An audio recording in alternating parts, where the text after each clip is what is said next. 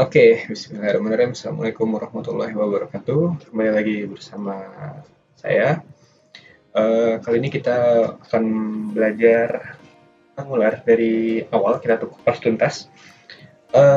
Di sini kita akan mulai belajar dari Angular Learning Path. Nah, jadi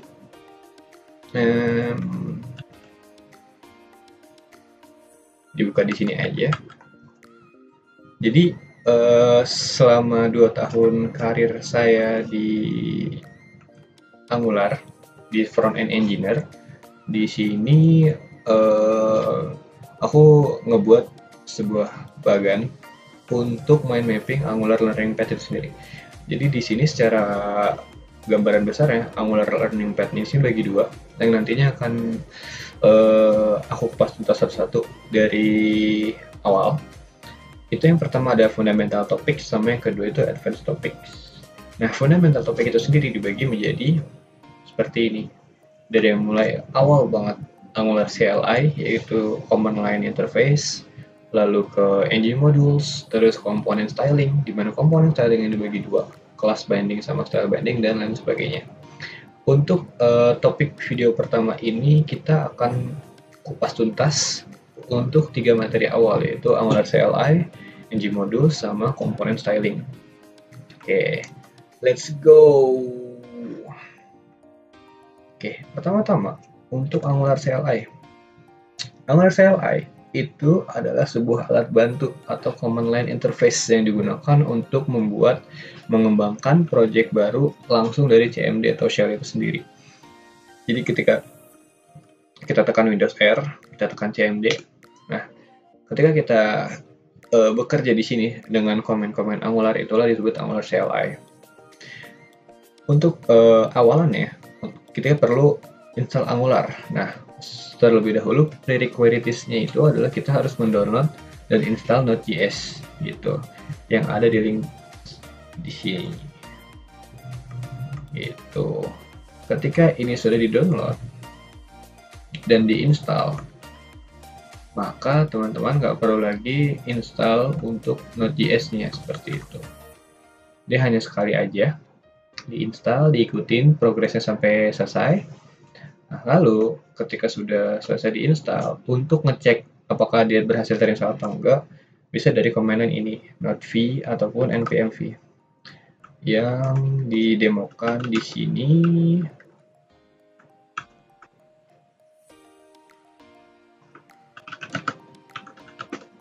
Dia terinstall node-v-nya dengan versionnya versi 12.18. Lalu ada juga npm, di mana npm itu sendiri terinstall di PC saya version ke-6 seperti itu.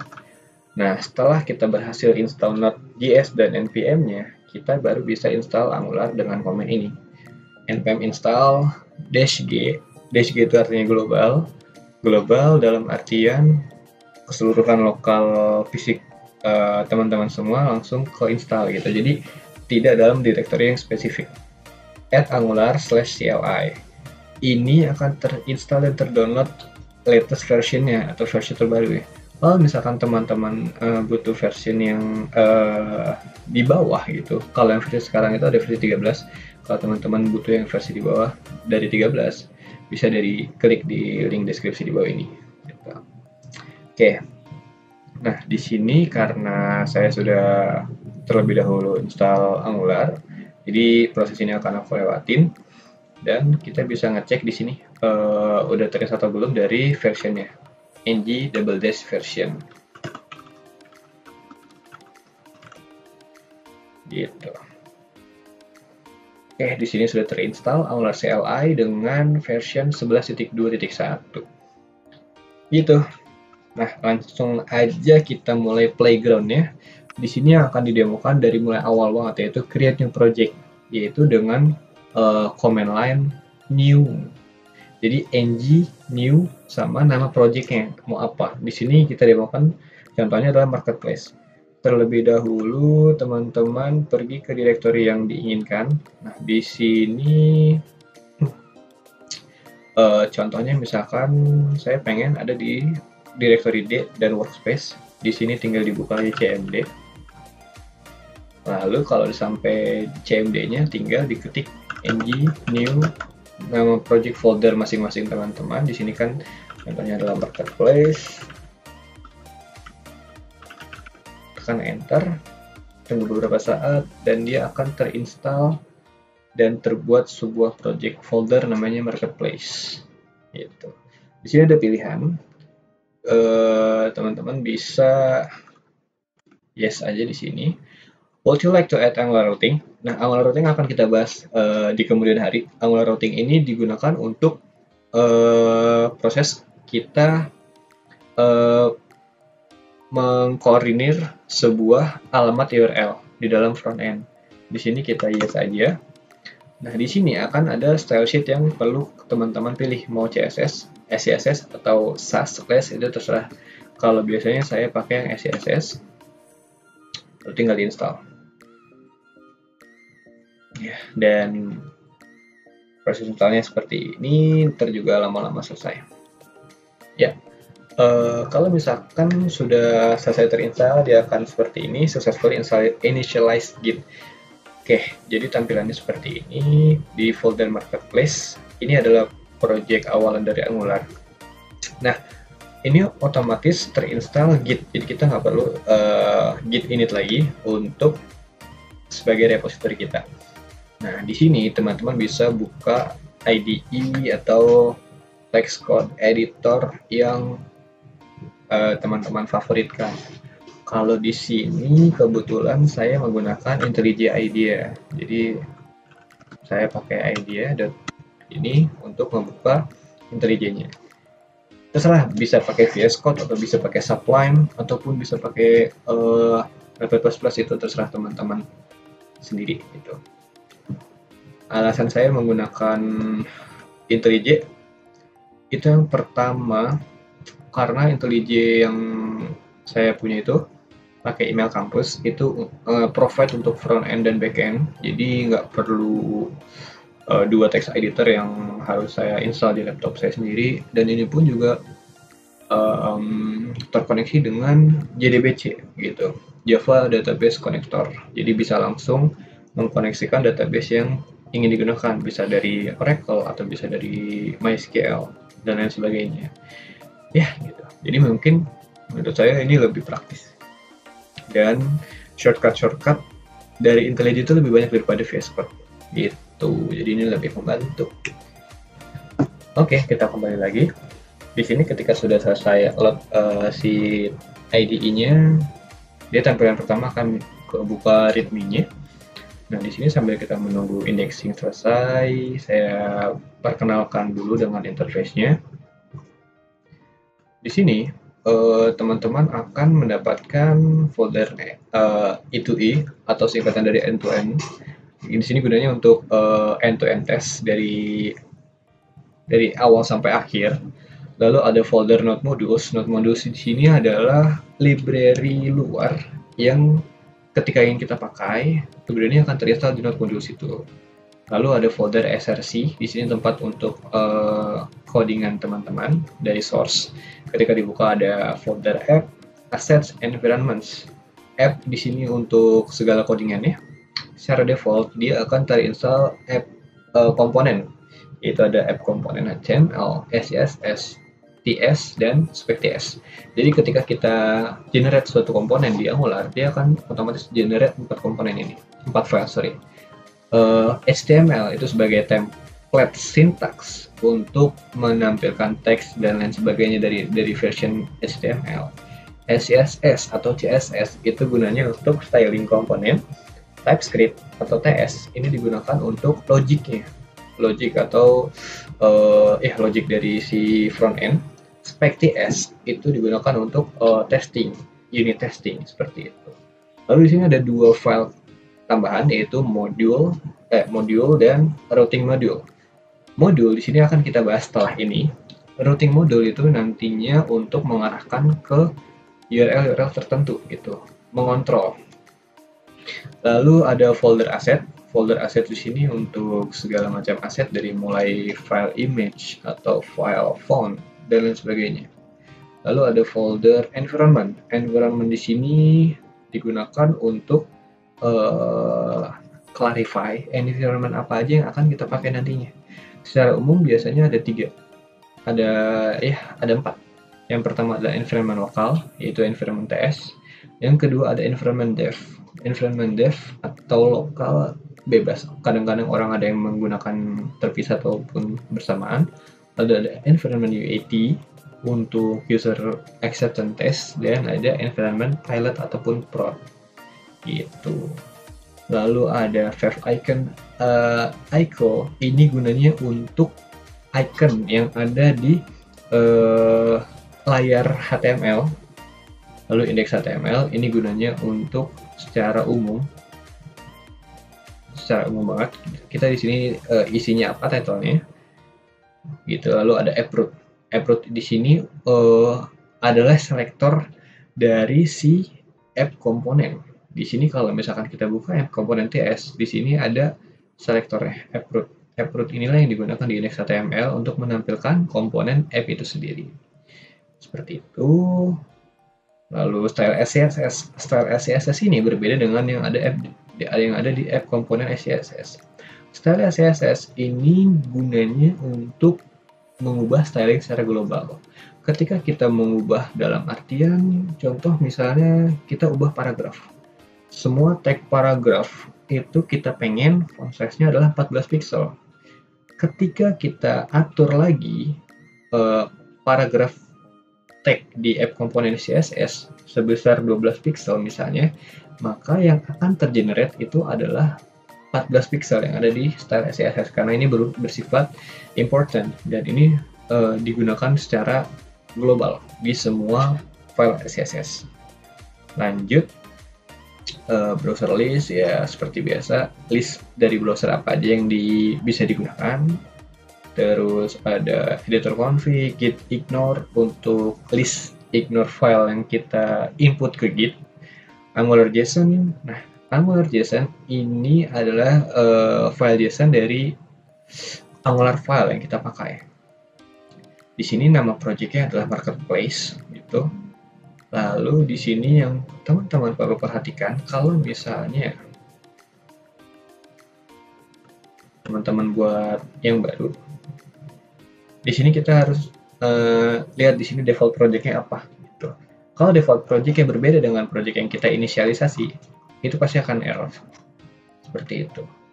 Lalu ada package JSON. Package JSON ini JSON dari package yang kita buat. Dari mulai nama, version ini statis ya. Jadi teman-teman bisa menambahkan itu sendiri. Ada orang yang dalam ngoding yang pakai 3 version, kayak major, minor, sama bug. Ada juga cuma 2, major sama minor gitu. Script di sini untuk memudahkan kita nantinya.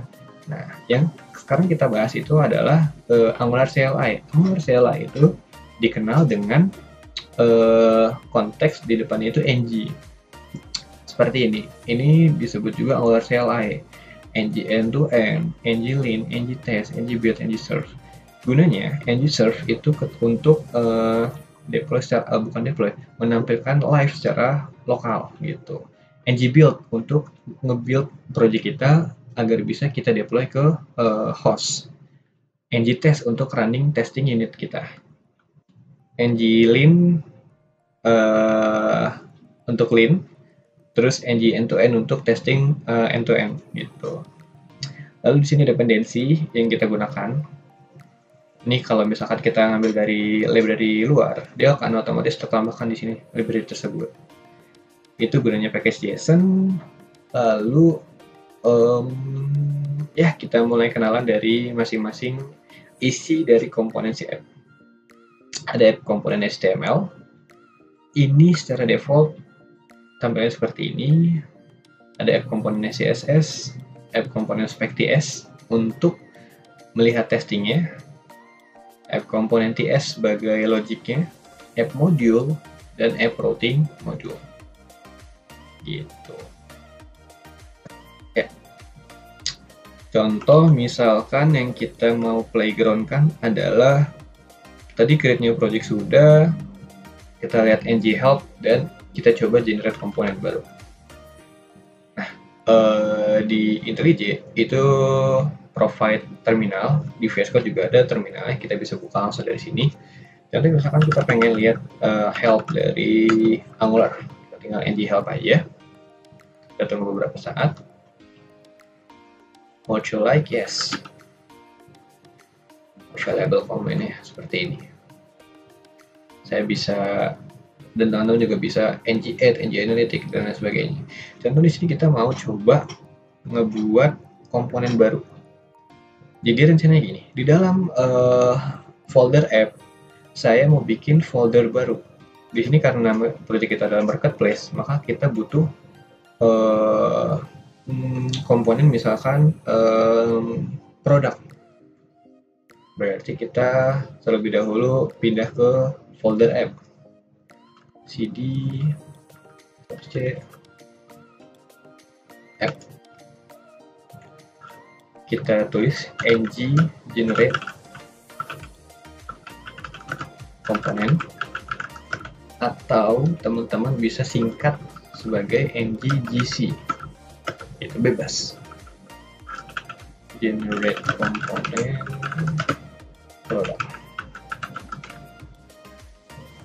Ketika produk ini terinisiasi, maka dia akan otomatis memunculkan 4 komponen utama, yaitu HTML, TS, CSS, dan spec TS.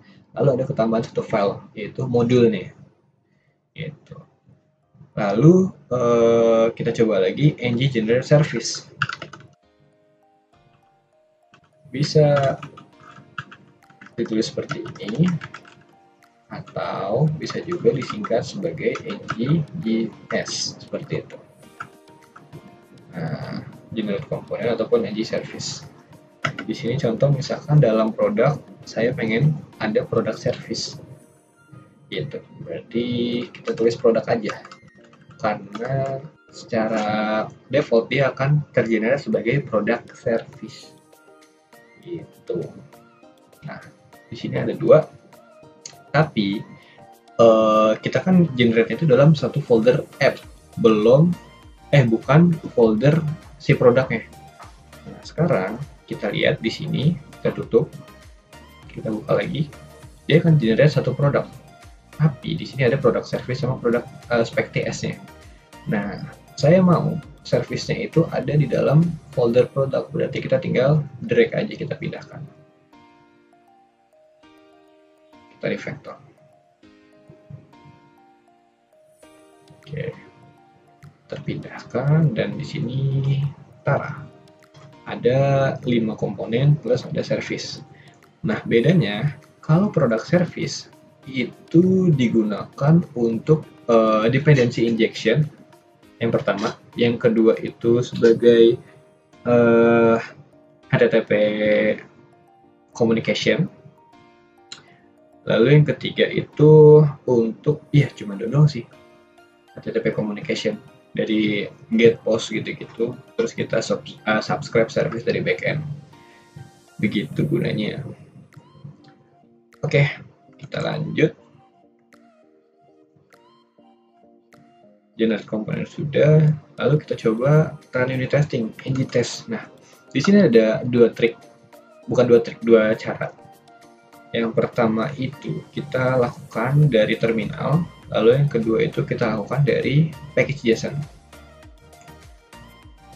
Kita coba dulu dari terminal. Kita buka terminalnya, lalu kita tulis ng test. Dia akan menjalankan testingnya, dan kita tunggu beberapa saat.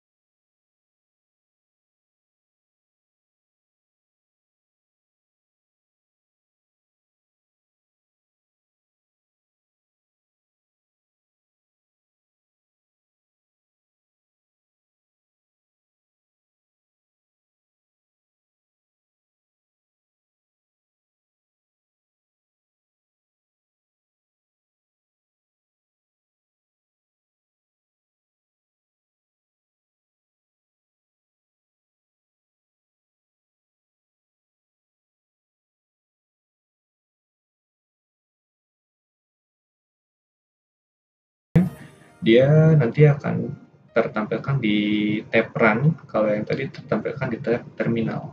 Bedanya cuma itu doang. Gitu.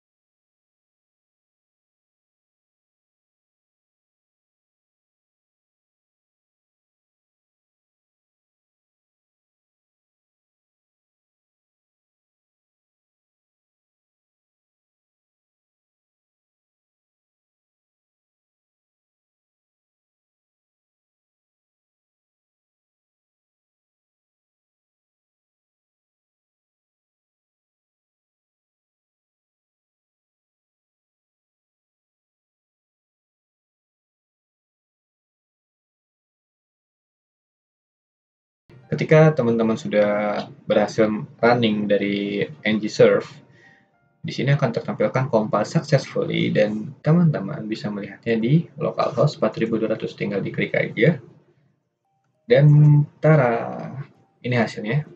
First project Angular. Nah, yang tadi itu yang Valve icon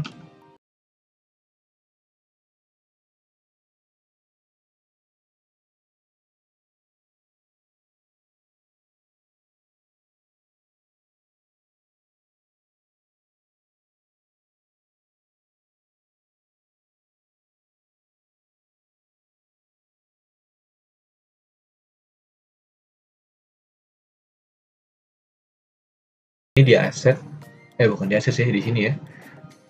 Valve icon itu gunanya untuk yang tampil icon di sini nih, gitu. Nanti kalau misalkan teman-teman butuh project yang berbeda, gambar iconnya berarti teman-teman bisa convert dari file extension kalian, misalkan PNG atau JPG ya, ke dalam icon. Lalu tinggal di drag ke dalam file tersebut, kita replace. Dan ini dari welcome sini sampai sini diatur di folder app dengan file app komponen HTML di sini.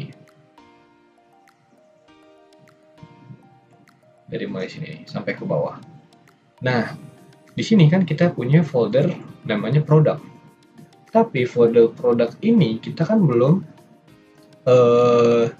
kita atur dia tampil ketika dia URL-nya apa. Itu salah satu kegunaan dari app routine module dan itu akan dibahas di kemudian hari. Seperti itu. Dan untuk saat ini kita take notes untuk folder product, komponen product itu masih belum tertampilkan. Secara default kita hanya bisa melihat app komponen kayak begini gitu. Oke. Oke, sekarang kita lanjut ke ngbuild. Ngbuild gunanya itu adalah untuk build file JavaScript, modul JavaScript. Jadi gini, TypeScript itu adalah perluasan dari JavaScript. Ketika kita mau deploy ke dalam suatu host web, web host ini dia hanya mengenal JavaScript, dia belum mengenal TypeScript. Nah, maka itu kita build Angular kita agar bisa terkonversi secara otomatis ke dalam version JavaScript. Dan version JavaScript inilah yang bisa kita deploy ke dalam host URL tersebut dengan komen ngbuild. Seperti ini. Enter. Kembali lagi ya, bisa dari terminal kita menggunakan Angular CLI, ngbuild, ngserve itu, atau dari package JSON nih, tinggal kita play komen yang kita butuhkan. Sama hasilnya. Oke, kita kembali lagi. Setelah selesai, di sini teman-teman akan melihat build at sekian, dan terlihat di sini vendor.js dan sebagainya. Nah, untuk mengetahui sebenarnya build itu berhasil atau tidak, teman-teman bisa lihat ke folder teman-teman lagi. Lalu di sini akan ada folder namanya dis, kependekan dari distribution. Gitu.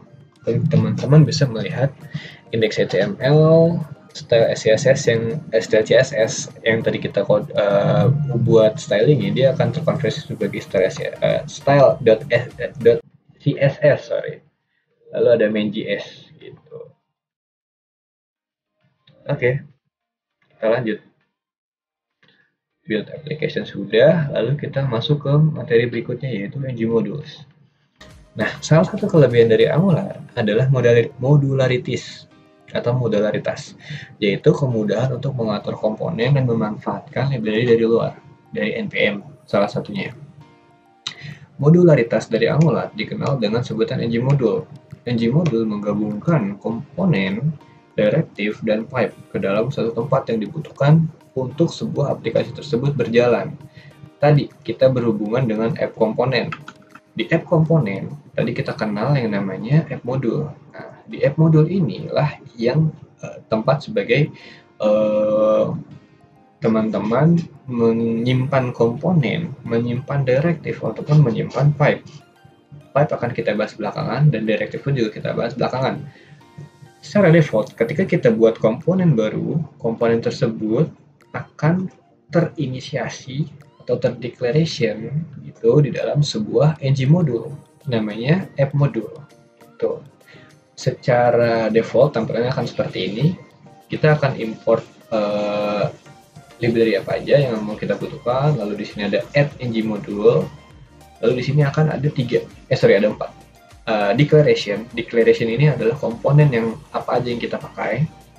Kalau di sini kita butuhkan 2 komponen, yaitu app komponen sama product komponen. Kalau misalkan kita declare komponen baru lagi, maka dia akan tertambahkan di declaration.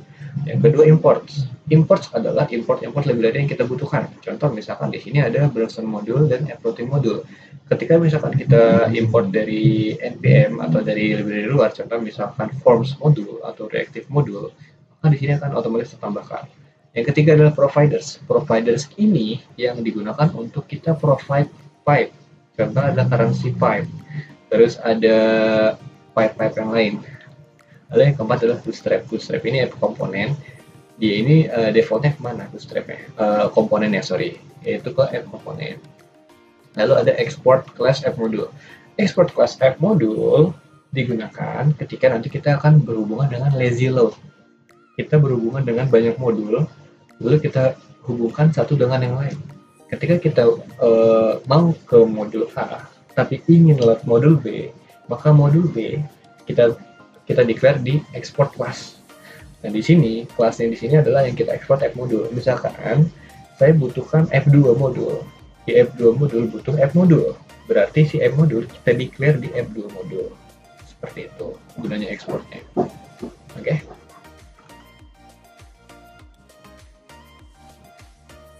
Lalu kita lanjut ke komponen styling. Komponen styling, sebenarnya gini, Angular dapat dilakukan perubahan styling menggunakan dasar-dasar CSS, mulai dari selector, rules, ataupun media query.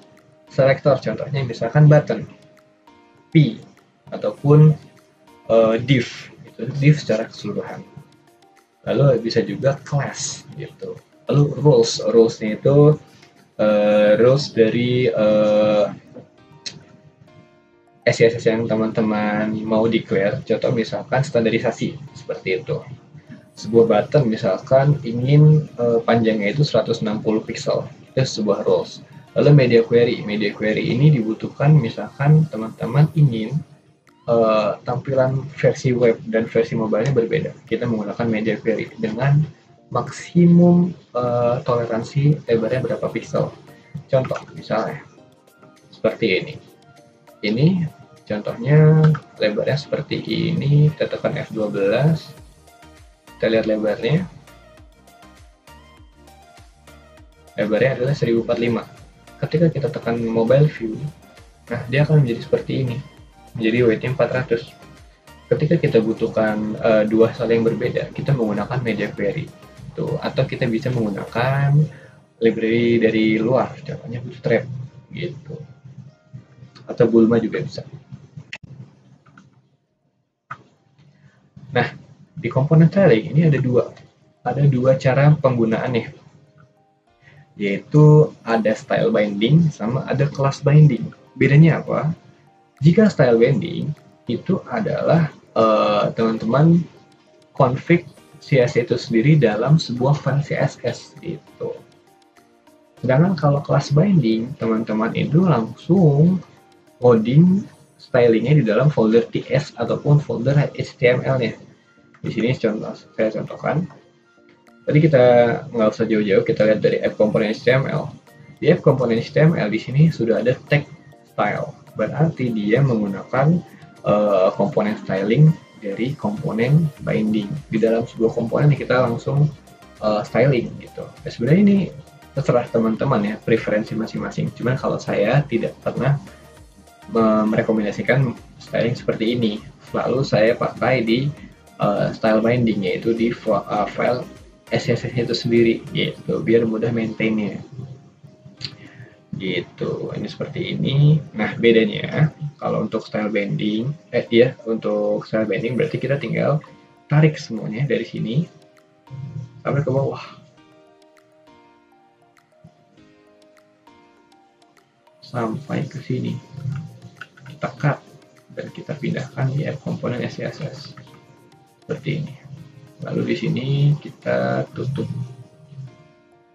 style. Selesai. Bedanya cuma di situ doang. Gitu. Jadi saya harap ini tidak memusingkan teman-teman ya, karena masih mudah. Gitu ya. Sampai sini dulu secara teori dari Angular ya. Kita akan bertemu lagi di kesempatan berikutnya untuk masih menjelaskan di fundamental. Kita akan mencoba mulai template syntax nanti. Di sini mungkin akan kita hands on juga ngoding-ngodingnya gitu, mulai dari template syntax sampai ke bawah. Seperti itu teman-teman. Oke, kalau misalkan teman-teman pengen lihat Kogel dari mind map yang saya buat, bisa akses dari ke link bawah sini ya. Oke. See you and keep enthusiastic. Assalamualaikum warahmatullahi wabarakatuh.